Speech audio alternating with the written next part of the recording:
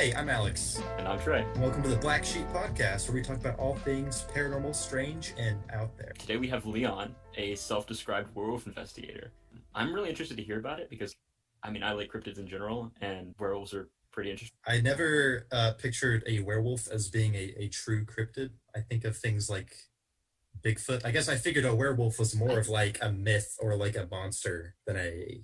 I don't know. I feel like it technically counts as a cryptid because it's like an animal. I don't know. Maybe. Well, I guess we'll find out. Well, yeah, Leon is going to argue that it is a cryptid, that it is an animal. So I think this should be interesting. And here we go. Leon, welcome to the podcast. Welcome to the Black Sheep podcast. Really happy that you came and you joined us today. So we'll sort of give you some time to just sort of introduce yourself, what you're into and what you're going to talk about today. Okay, thank you. Thanks for having me. Well, my name's Leon Howarth. I'm 44 years old. I live with my partner, Chantel. We're not married, but we've been together for about 25 years. We have a son called Maximus, who's 16. And I live in a sleepy old town in England, which is quite old, called Kirkham. And I do a bit of wild camping, a bit of off-roading, a bit of other things. And my main interest really is cryptids, going along werewolves, and as they say over in America, the Dogman. So we were talking about this before we started talking to you, but would you say you're like a werewolf hunter, or is there a different like? Well, not a hunt. I wouldn't say a hunter, because when you look at the laws that are in England, you're not really going to go looking for something that exists like this without a firearm or any other thing. I'd say more of I'm a hunter of the evidence. It's like an investigator, like a yes. werewolf investigator. Okay. Yeah, I would try and find evidence of it. My main goal really is to get video evidence of it, decent footage, decent high-end footage. That'd be really nice, because I am fascinated with the idea of werewolf sort of as a cryptid. It's something I wasn't very familiar with, sort of the categorization of the werewolf as something that people think might be existing in modern times. And I wish there was better footage. There's some creepy footage, but most of it is not very good. We also wanted to sort of like to give us a picture of like what you're talking about, and to sort of give people a picture at home. We wanted to see like what you consider a werewolf to look like, and like compared to like other media. All right, so first there's Twilight werewolves, which is just like people that turn into big wolves. Mm-hmm. Yeah. Is that accurate, or is that? No, I would say more of the werewolf. I would say from Harry Potter. Harry Potter. Harry Okay. Potter werewolf. Yeah, that was so like the sort of like lanky. I would say this type of thing, yeah. Okay.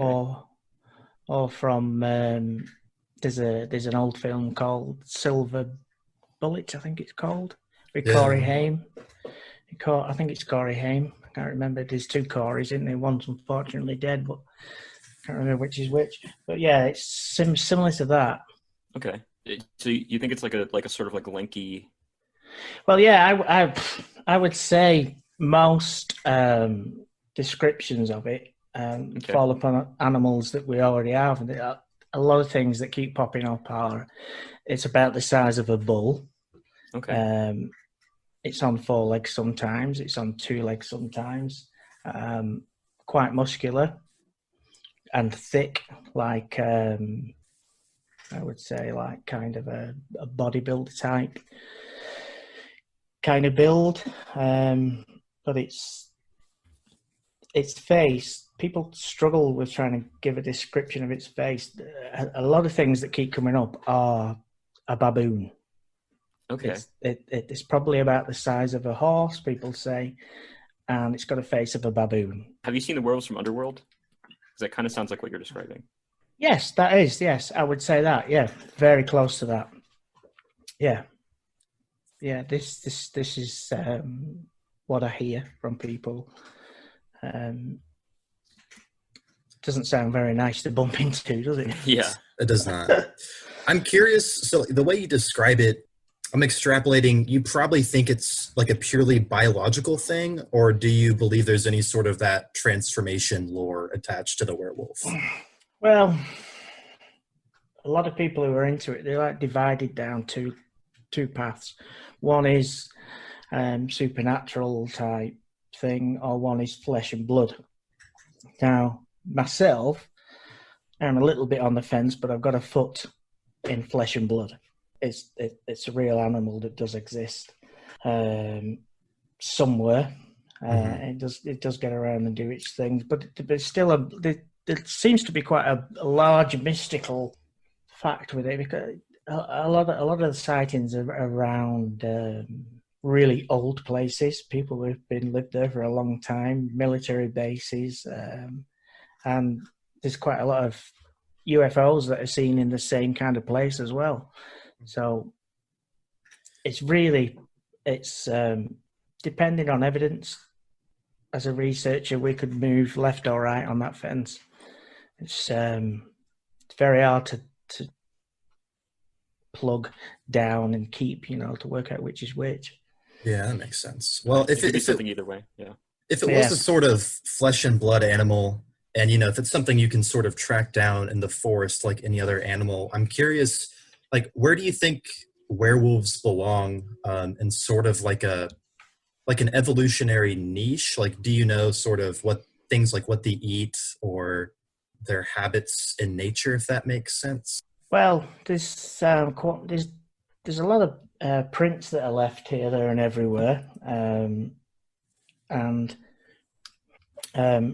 with regards to trying to track something like that, if it leaves a mark, you can track it. I have had witnesses saying, they do leave marks. It is a real thing. It does pick things up. It does move. It does climb over things. So it seems to be a solid, real thing. People are sort of perplexed by myths and legends such as like the dragon, where there's this sort of common denominator across multiple continents.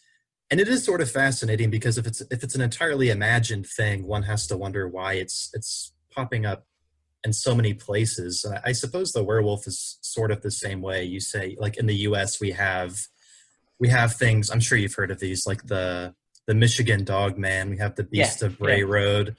Yeah. And apparently, in the UK, you're also saying there's numerous reports of these werewolves. Yeah. But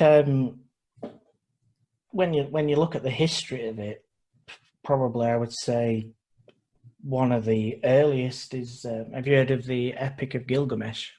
Yes. Mm-hmm. Well, it gets mentioned in there that there's a transformation from man to wolf, which is like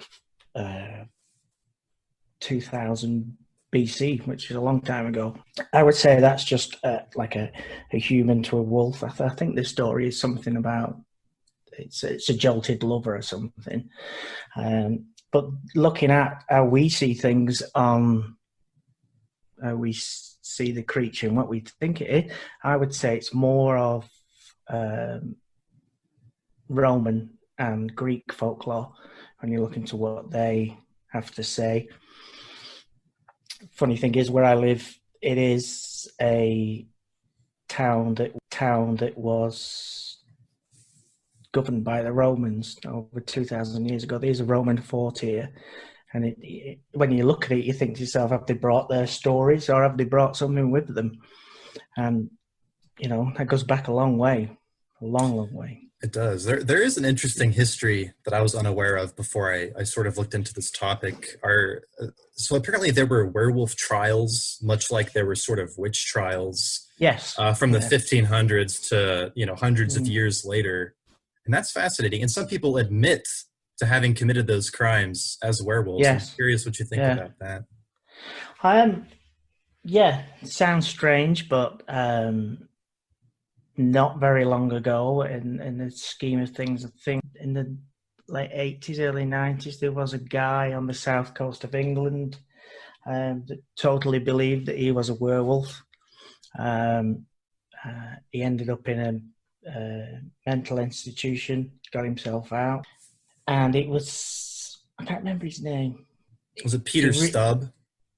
No. Okay. Peter Stubb was a man who killed about a dozen people. I think it was in the 1500s, and he claimed. Oh no, this is quite up to date, and okay. He was that obsessed with the fact that he was going to be a werewolf. He went to a local police station. He tried to give himself in to say, you need to lock me up. I'm going to do some damage to people. They didn't believe him.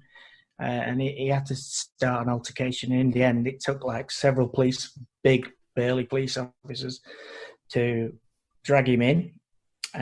Once they did get him in, I don't know, you've seen on the movies where doors to cells, it's like a little sliding where they put food through or they put paperwork through, which is probably 12 inches by 12 inches. Well, this guy was that highly strung that he wanted to get out of there. He managed to get his arm, his shoulder, and his head through that gap, and he believed he was a werewolf. And to have that kind of strength, there must be some kind of psychological thing that does exist with them, which there is, like lycanthropy. But this guy, he was. Do you think he was a werewolf then? He was actually a werewolf? He believed he was. He believed he was. There's no evidence to say that he was. He didn't grow hair and fangs and things. In the end, I think he had something to do with the couple that made. They're a famous couple in the States. There was a couple of films lately that were about what they did. He ended up going over to the States, and he was a bit like an exorcist type thing, where they tried to sort him out, and they did sort him out, and nothing ever happened again. So interesting. If is it a religious thing? Does he believe in it? But yeah, the listeners will have to check it out, and it's something like the South End Werewolf or something. If you bought on, I could send you some links to it if you'd like. Yeah, but yeah, it is very interesting. It's not heard of a lot around the world, but once this couple does pop up, you'll know what I mean. But at the moment, I can't think who they are. Sounds like a movie I would watch, or especially the man who turned himself in. That's a movie I would watch for sure. Yeah, there has been a couple of. I think the last one they made with that was about that couple. It was Enfield Poltergeist, which was in England, and they're the same couple. Warrens, that's them. Ed and Lorraine Warren. Okay. You heard of them? I haven't. I can't think of them. No, they are really into. Well, I think they passed away now, but they were really into. But yeah, he turned to them and got them to help him and sort him out. Interesting. So, do you think that people transform into werewolves? Do you think? I would. Well, this guy really thought he was, but no one ever saw him change into it. His face. There was a part in. There was something in a hospital where he threw a couple of people around a waiting area, and they said his face just looked wild and strange. But humans can look wild and strange sometimes. But no, I honestly think it is an animal that stays one way. Okay, it's not a guy that changes into something. I think it's got to a part where it's just there and it exists. It's just a big, hairy, scary thing. I think it's interesting. You mentioned the sort of psychological aspect of it. I wonder if there's any possibility, I know a lot of people are reporting that there's these physical animals, but if these sort of psychological phenomenon where people just fundamentally believe that they're sort of wolves or that there's some sort of wolf inside of them, I wonder if that could have like planted the seeds of some sort of myth of the werewolf. I'm sure you don't agree with that though, because No, no, no. there's The brain's a strange thing, isn't it? You know, you think of things hard enough, you can even think yourself ill. The thing is, you see, there's so many people that give a description of what they've seen. It always comes up, very similar things. It's got a head like a monkey. It's as big as a bull. These words keep appearing: bull, monkey, horse, or donkey. Every time someone tells me something, these certain words pop up, and it's. So do you talk to people who've seen werewolves? Yeah. I've had a couple of people tell me that they've seen things. Last year, I think it was last year, I have a friend of mine, and he's into wild camping and bushcraft, things like that, off-road driving and things, you know, real manly things.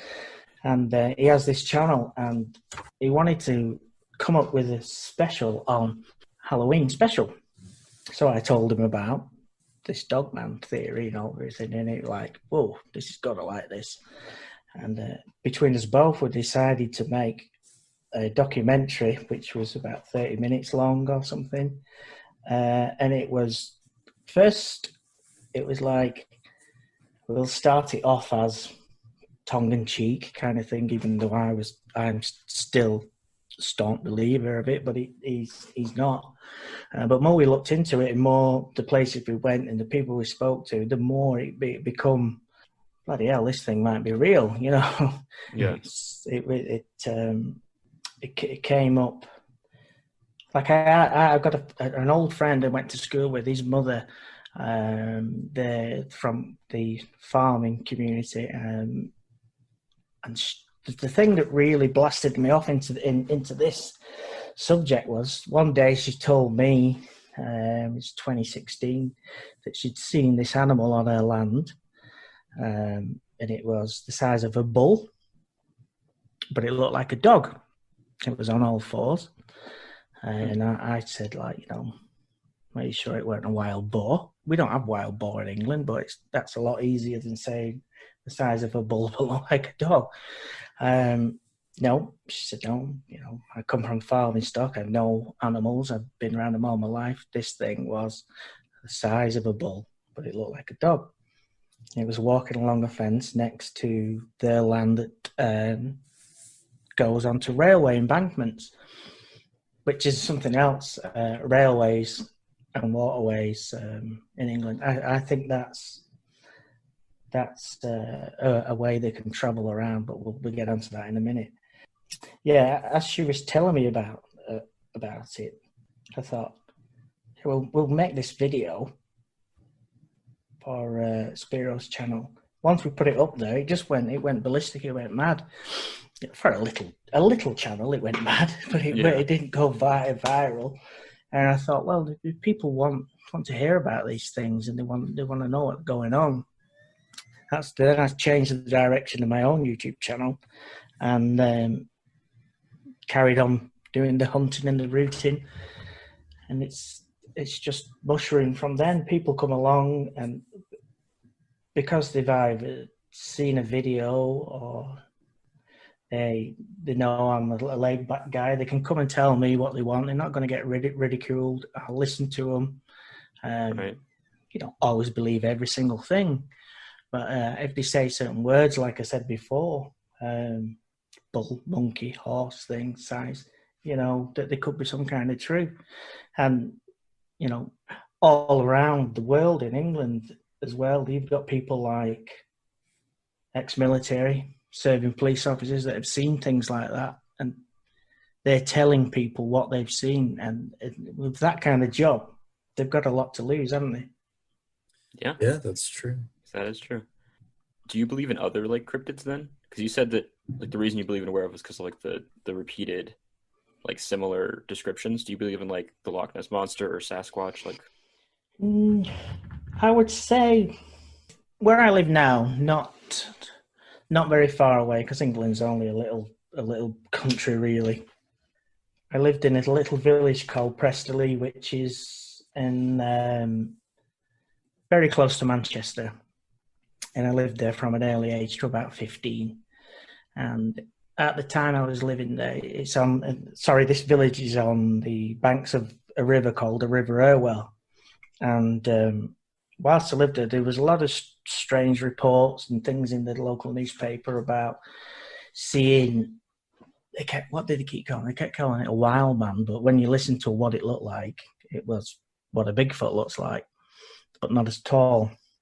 There actually is stuff online. You know, you could look it up. You put River Irwell, wild man.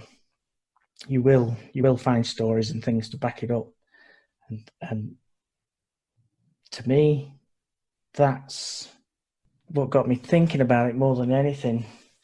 I would say believing in Bigfoot. Well, yeah, kind of. No, yeah, I do. It's another thing where there's too many sightings, isn't there? You know, people see this thing all over the place. Yeah. You know, what have they got? You know, there's nothing to lose to tell you. Something's been seen. With regards to Loch Ness Monster, well, I don't know about that one. But I mean, I often find myself in sort of that similar headspace where I would consider myself somewhat skeptical, but just when there's this universal sort of experience with a lot of people that, you know, have nothing to gain from saying they've seen this thing, it is pretty odd. It makes you wonder, is what I'm saying. Yeah, definitely, yeah.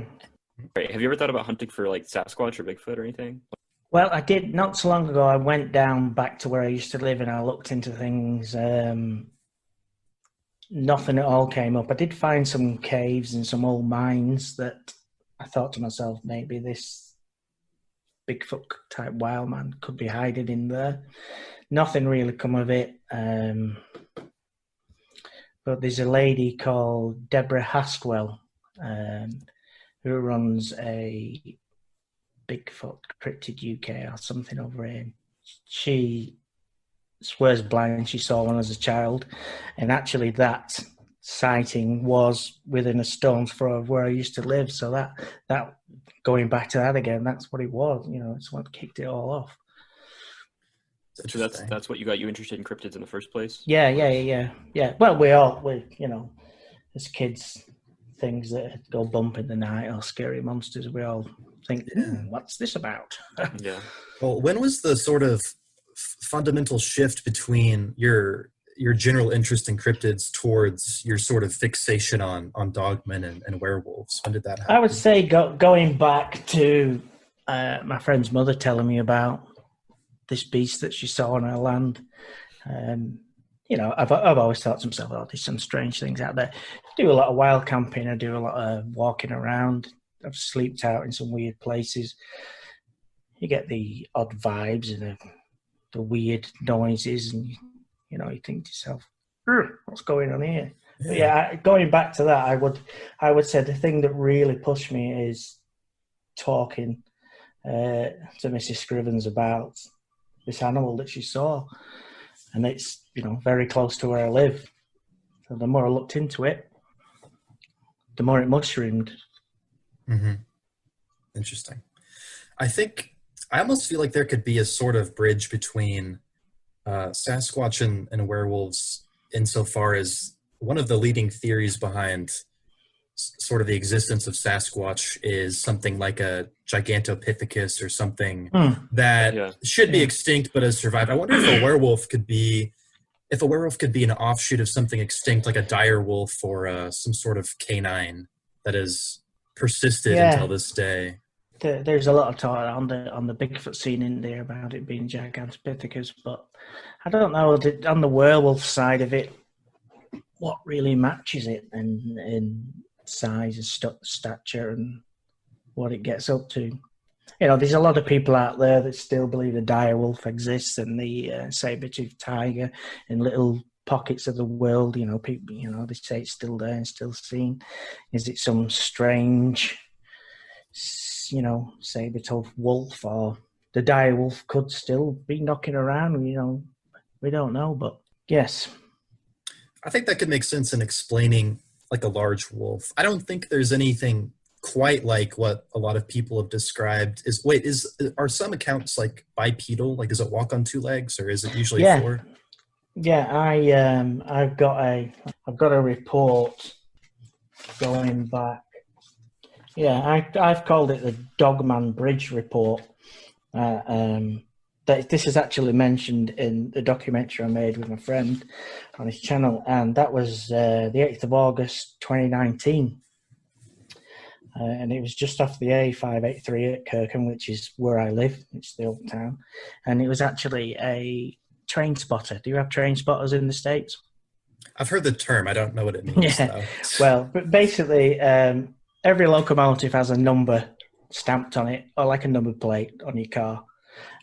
These guys go out there and they try to get every number off every train. They write it down in the book, and it sounds a bit strange, but they enjoy it. They're not doing anything wrong. But this guy was a train spotter, and he was on a bridge waiting for some rare locomotive that was coming through, and he should have been there with his brother, but his brother let him down. He went on his own. And he said, going back to it being on two legs, that he spotted this thing. And he said the same thing again. It was about the size of a horse or a donkey with a head resembling a baboon.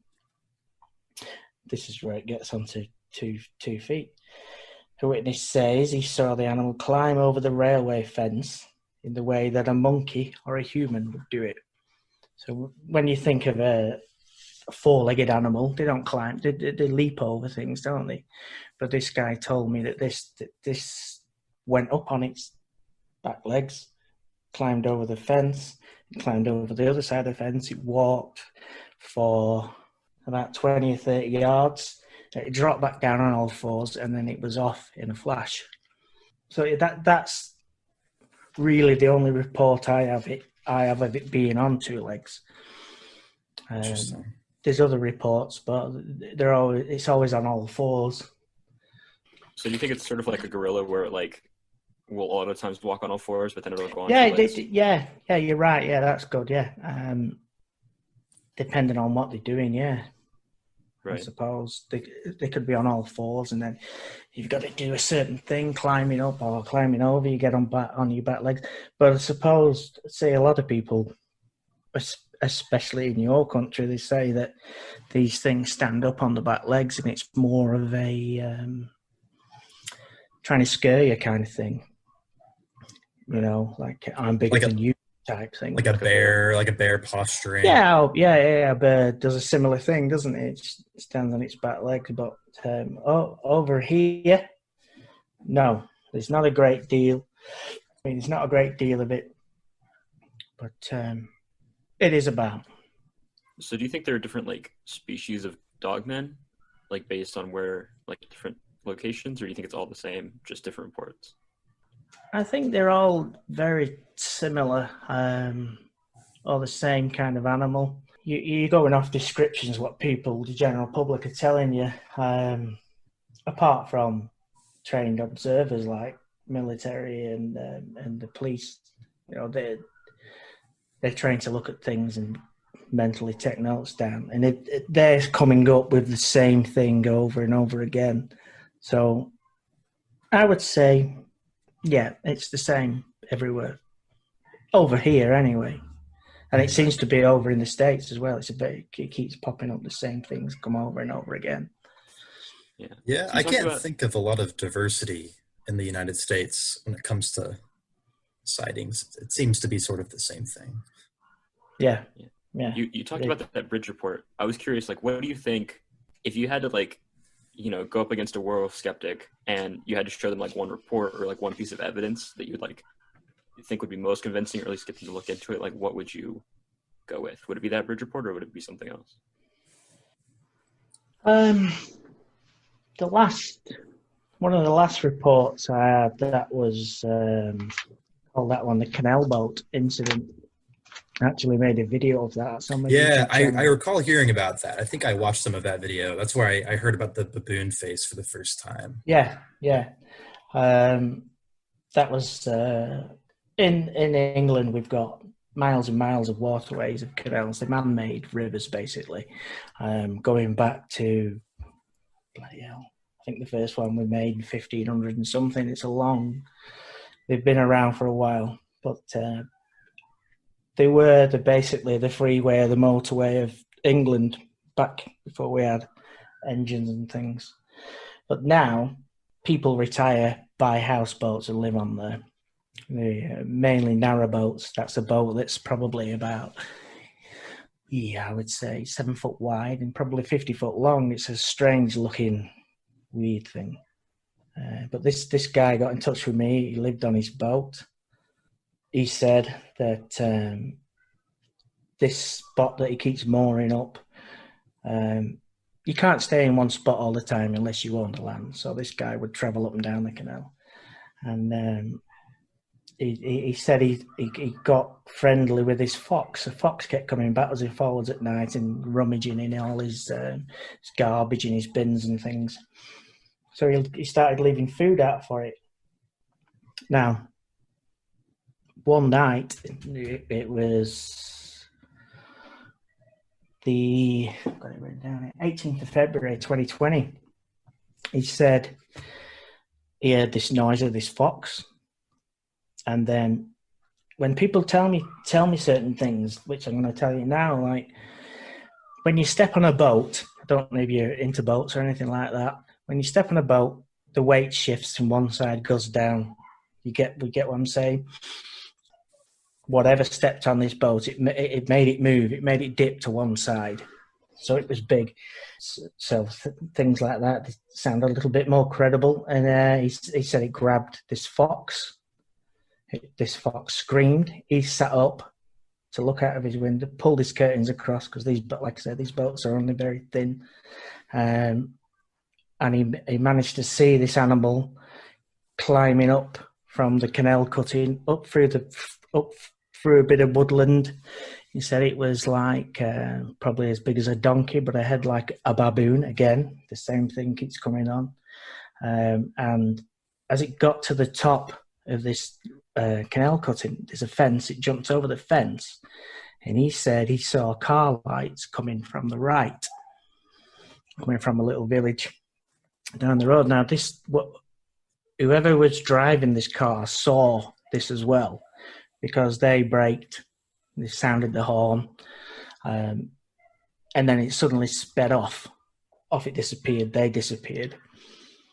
And when I looked at where he said this happened, I have a theory that these things use canals and they use railways to get up and down around the country. The woodland that it disappeared to is connected between a railway and a canal. So the idea of it being quite believable, they come out pretty well. Yeah, I guess that makes sense. Railways are kind of like a free, clear path. People also theorize that Sasquatches use power lines in America to travel. Yeah. Fun fact. That's interesting. Well, there's 10,000 miles of railway in England, and the whole land is it's posted with no trespassing signs. You know, if I get caught on there, it's £1,000 or it's $1,300 fine. So that land, like I say, it's 10,000 miles of it all over the country that spreads out like a spider's web. No one goes on it. No one travels on it, apart from when they sat inside a metal tube whizzing along.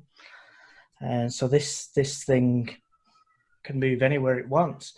Yeah, the incident on the bridge that I was just talking about. He said to me that this animal, it seemed to know that a train was coming.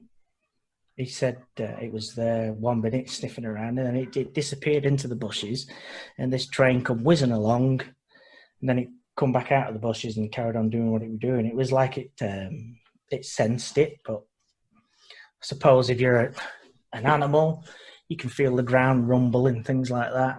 So people are saying that if this thing's on a railway, there's millions of people a day use trains. Why has nobody seen it?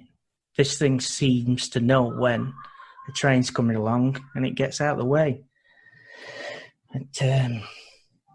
Do you think they're like aggressive or violent? Because like you said, that train spotter guy, like it didn't attack him, I guess, and then no, he it never even saw him. Didn't know he was there. With aggressive, really, there is another. I've named it Dead Dog Woods because I found a dead dog in there when I went looking at it. That's another YouTube video. very direct name. Yeah. On it being aggressive, there was a tramp or a vagrant. I don't know what you call them in America. The gentleman of the road. He lived in this woods, in this little wooden shack. Now I'd been in this woods before. I do a lot of flying drones, and we fly drones inside woods. It's very it's hard to fly. If you can imagine branches and things in the woods, you've got to fly through, and it's hard to do, but it's good. So I'd been in this woods before, and years ago, never knew that this building was there. And then I got told about there's some strange animals that have been seen in there, like same thing again, as big as a donkey, but looks like a wolf. And this tramp was living there. He hadn't been seen for weeks and weeks. So I went in there to have a look at it. So with regards to it being aggressive, he's never turned up. He's never been seen since. Whether he's just gone down the road or he's been eaten, I don't know. And on the other aggressive thing is that it did grab this fox and it did run off with it towards humans. There's not a great deal of them being attacked and living, but obviously people do go missing and they're never found again. So you know. Do you think they're just like territorial and like people invade their territory without knowing, or do you think they like? Well, when you look at the wildlife that's in England, there's sheep and cows everywhere, and that's an easy meal, isn't it? If the humans are going to come along, a wild animal would rather get out of the way, would rather leave than try and fight you, because there's easier food, there's easier prey. I feel like one of the biggest issues that sort of faces the idea of like cryptids or sort of unknown animals is sort of the rise of surveillance and like readily available surveillance technology. So you do things like fly drones, and and we have things just the urbanization and people encroaching more and more on these territories. It makes me wonder how we're not seeing these things more, because we're recording more and more. There's less and less places for animals to hide. Yeah. So if we're looking at that kind of thing, has this animal been spotted by every, as we say over here, Tom, Dick and Harry? If you look in the UK, there's an estimated population of 2 million deers. Now, I've walked hundreds of miles. I do a lot of fishing for brown trout, up and down the hills, through dales, through forests, all sorts. And in that time, I've only ever found one carcass of a deer. So that's 2 million things that we know do exist, but I've only ever seen one thing. The numbers of these things are obviously minuscule to 2 million. And before the job I do now, I used to be a truck driver, and I travelled up and down the whole length of the UK, and for about 5-6 years, and hand on heart, I can tell you that I only saw 2 living deer in a field or at the side of the road. So this trying to get evidence and picture of things, it's hard enough just trying to get a picture of a deer, a wild deer, not in some park or somewhere. That's fair. That's a good answer, because I was going to ask you, if these werewolves are present, why we haven't found something like remains. But I mean, Yeah. if that's true, I suppose that makes sense, that even if there's a dense population, they just sort of decay, without people seeing them. Well, in the States, we are in 2017, an estimated 33.5 million deer in your country. How many have you seen walking around? I've seen they're not roadkill. Right, I've seen one, and it was almost roadkill because it ran right in front of my car. I used to work out at a wilderness park. No werewolves, but no, I did see one deer. But that's a number of over 30 million deer that are running around your country, and they're never seen really, unless you go out to try and hunt one. Yeah, that's a different thing. But you've got things like grizzly bears and mountain lions. How often are their remains found? And when they are found, there's quite a bit of a song and dance about it. And the museums and guys want to come in and grab the bones for anyone else do. And there's quite a lot of bears and mountain lions over in the States.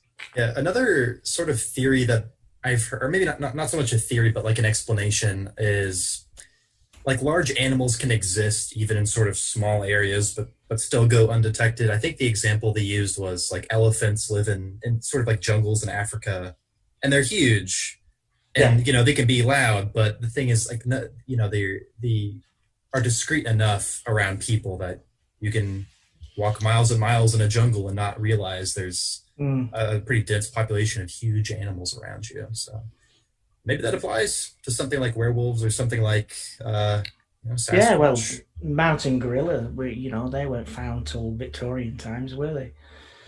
I mean, how many millions of years they've been running around Africa. But yeah, it's a similar size animal as well, isn't it? I am curious. You said that there's like not many werewolves. How many werewolves do you think there are in? Oh well, that's hard to say. But like I said before, on the flesh and blood or the paranormal side of it, I think it's virtually impossible to try and put a number on it, because there's so many investigators of one way or the other.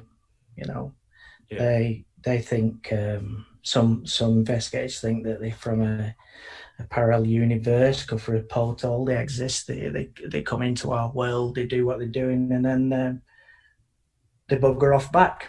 That's an English thing again. But on the other side, it's a real flesh and blood. So to try and put a number on it, no, I don't really know. I couldn't say. If I give you a number, I'd be lying, because I just don't know. That's fair. Would you say they're like solitary, or are they like pack animals? Like, are they like wolves and that they're pack animals, or are they like gorillas? Well, most sightings, they're on their own. In fact, everything I've ever heard, yes, they're on their own. So yeah, they're a solitary thing, I would say. Okay. Interesting. We also wanted to know, have you ever like seen a werewolf or like a carcass? No, I imagine they're probably in the search if you saw one. Yeah, well, yeah, I have never seen one. I did have a bit of a scary session not long ago whilst I was investigating the canal boat one.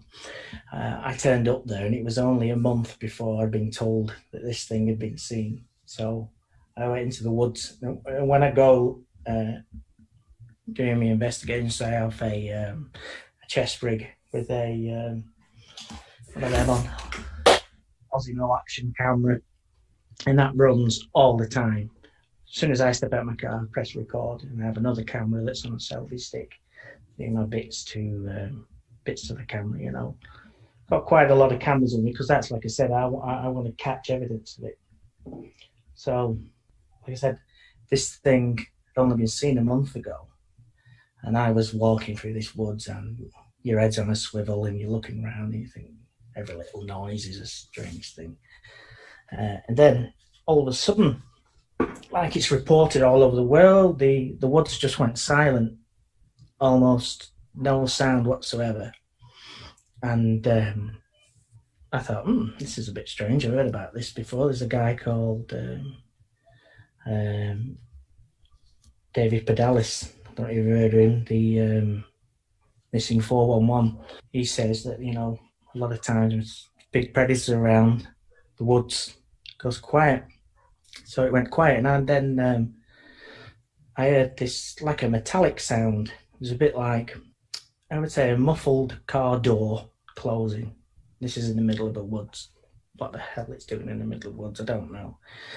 And then, do you know that these cryptids, they often copy other animal sounds, like Bigfoots and things. They will copy dogs barking, cows mooing, and things like that. So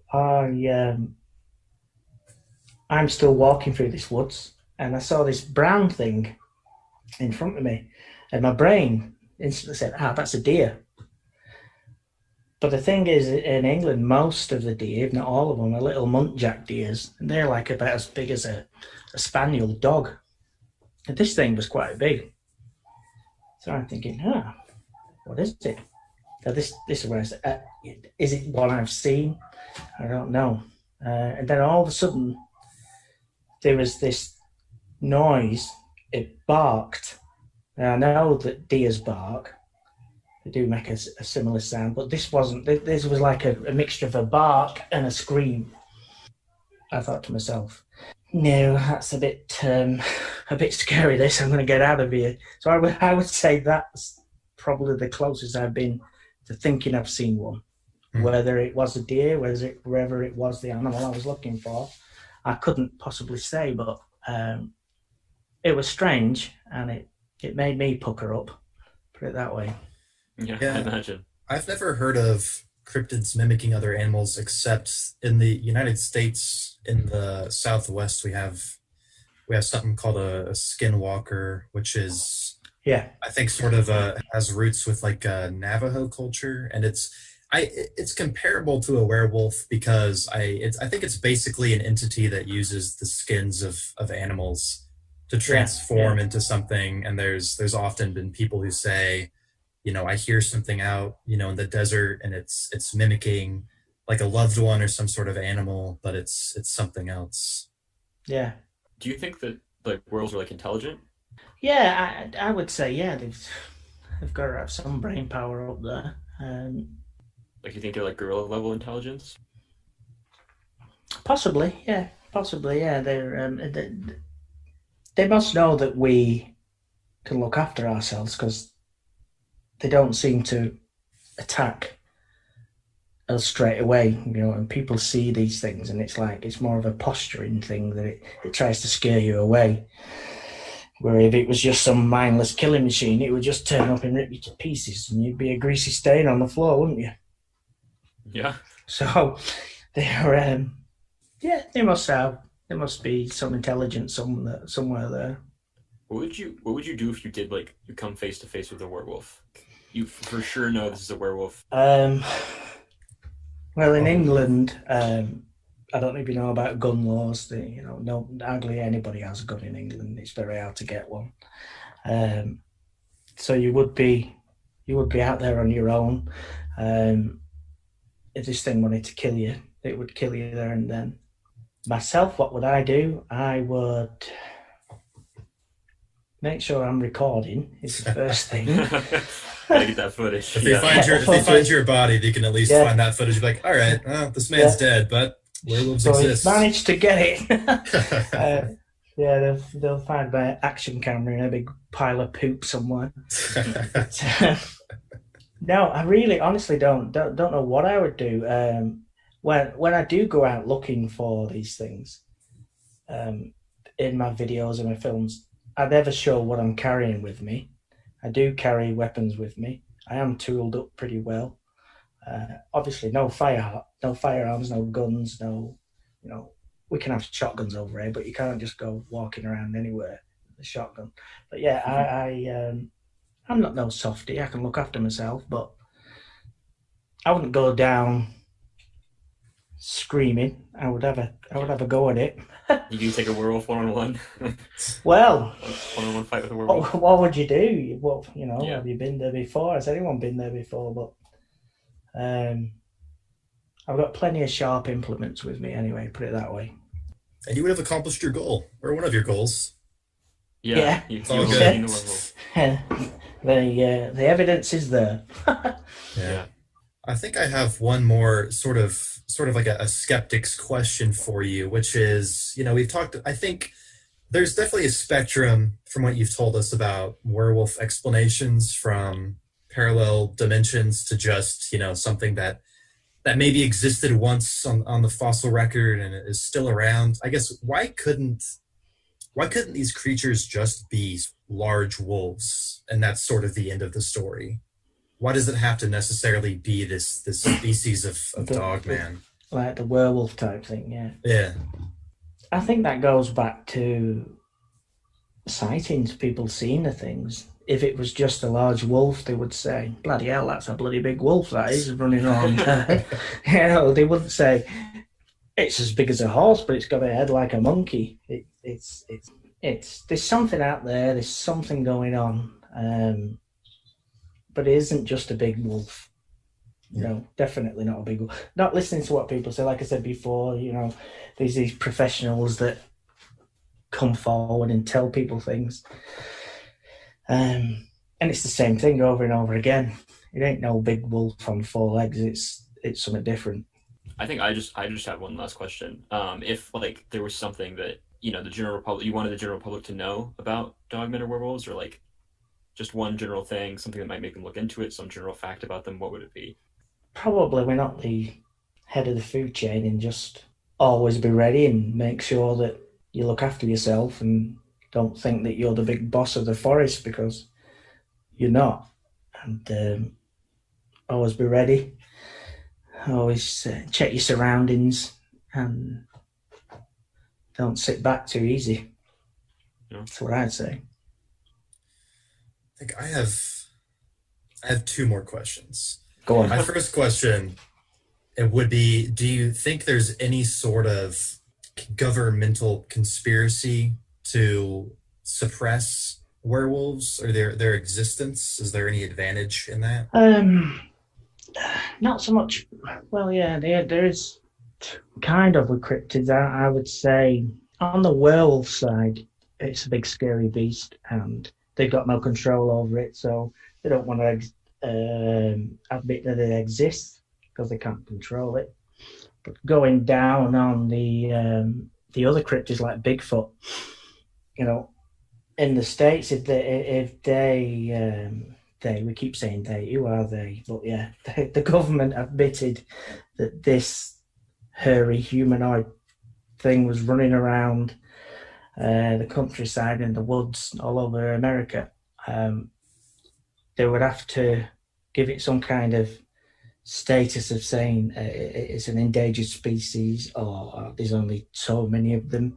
And when you look at it, how much money would be lost in logging and things like that. You're looking at millions and millions of pounds, because all this logging that goes on would all be shut down. And at the end of the day, it's money that makes the world go round, isn't it? Yeah. I mean, from what you've told me, I already don't want to go to the UK.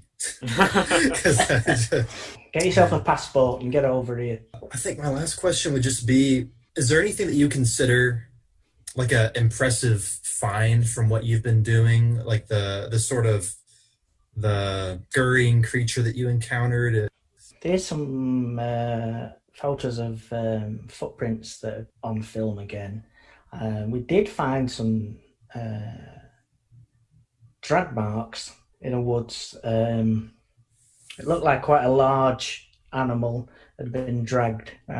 You know, there's nothing really in the UK that's big enough to drag something like a fox. Fox is going to drag a rabbit or a pheasant or something like this. But the marks we found, they weren't a lightweight pheasant or a rabbit. It was quite a big divot in the ground, and not far from it, we found some more ground that was disturbed, and then this footprint appeared.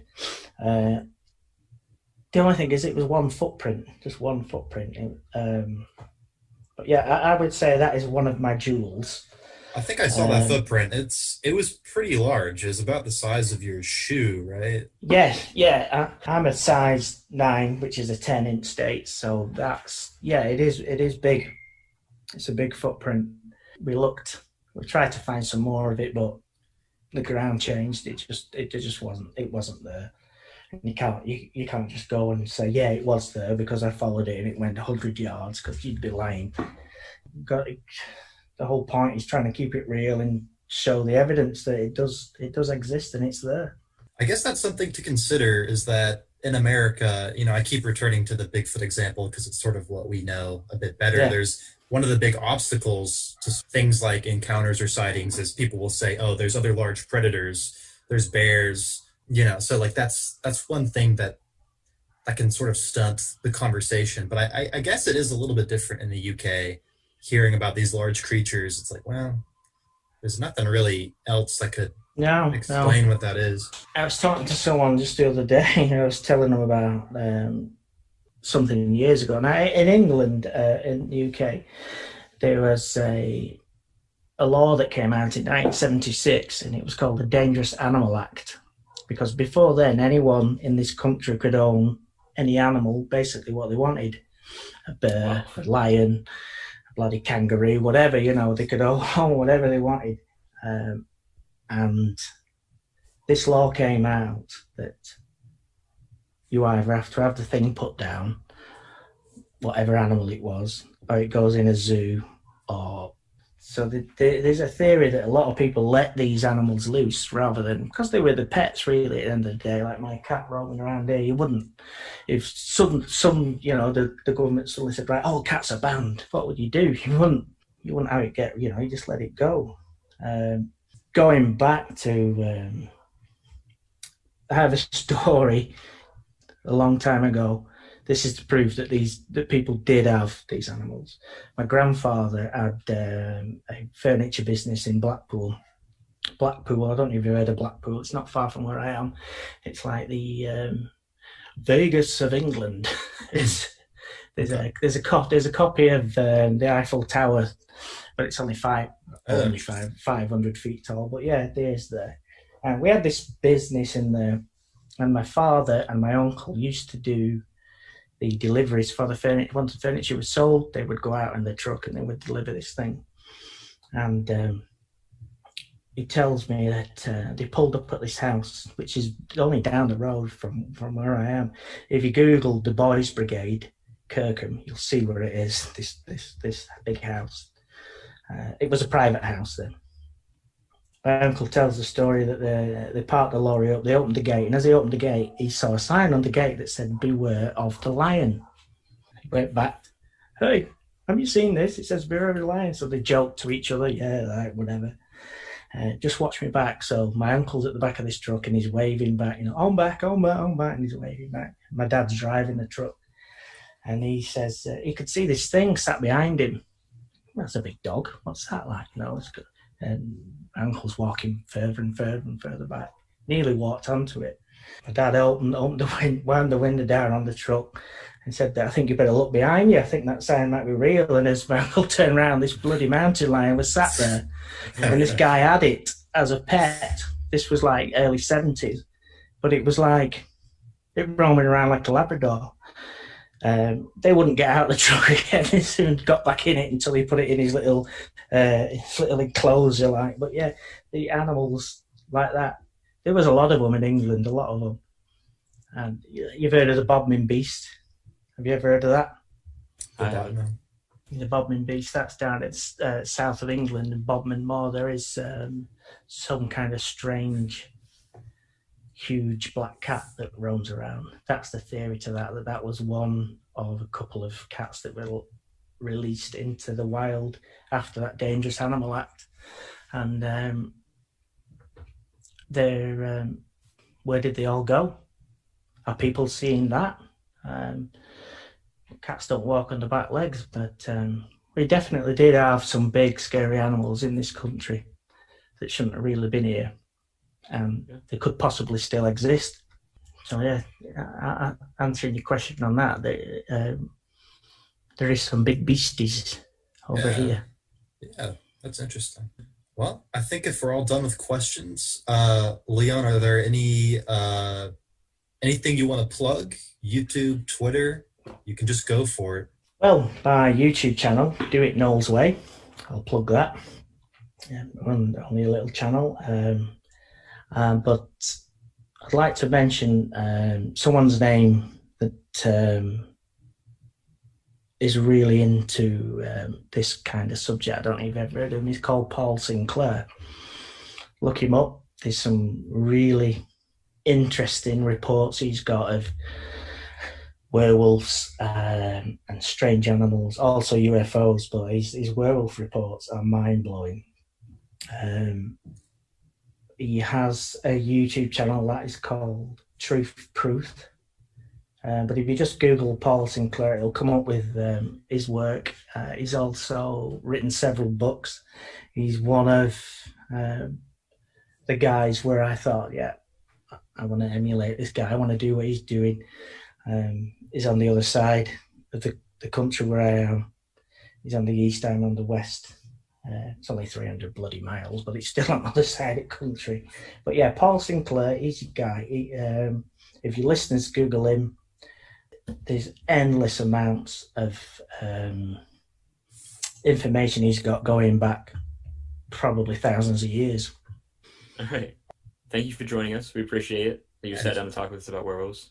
Yeah, you've been a fantastic guest. You're very articulate in your theories. It was really fun to hear about them. Mm-hmm. Thank Very you. Interesting. Yeah. Anytime. Yeah, not a problem. Well, thank you for being on the show. Okay, thank you for having me. Mm-hmm. Thank you. Bye. Wow.